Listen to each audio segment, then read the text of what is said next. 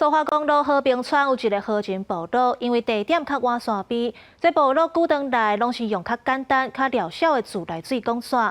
不过受到去年4月花莲大地震影响，有40多户居民到达拢无稳定的水源通用。尤其最近搁落大水后，水泵山水是变甲真热，影响生活。所以居民希望这自来水的管线会当牵去到部落内底，彻底解决民生问题。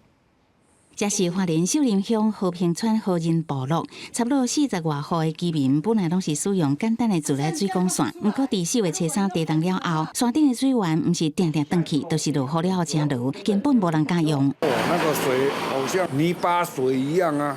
不要说洗东西了，不要说吃了，连洗东西都不行了。每个人村民身上都过敏了，都是一点一点的，只能一直擦药膏。每个村民都这样啊。部落族人目前拢是靠公所批发矿泉水，也是以水车替水塔补水。居民怨叹地震已经1年外，还阁无法度正常用水。最近阁有大水雨甲土石流，水质愈来愈歹。什么时阵拍开水圳头，才有安心的水通用咧？已经1年多了，没有水的这个问题，所以在这里也是要严正的告诉花莲县长徐榛蔚，那和人部落的乡亲村民不是2等公民。